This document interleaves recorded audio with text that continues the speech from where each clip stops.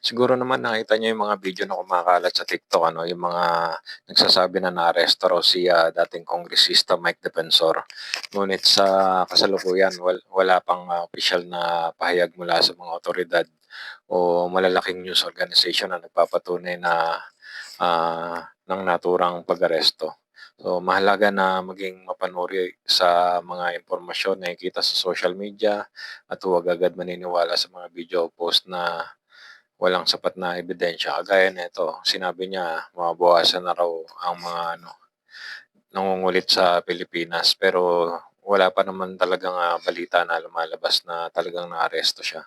Kaya patuloy nating hintayin ang mga opisyal na anunsyo at kumpirmadong ulat bago magbigay ng mga konklusyon kasi baka makasuhan din kayo. Gaya nito, pagka baka kasuhan pa siya ni Mike Defensor kaya mag-ingat kayo.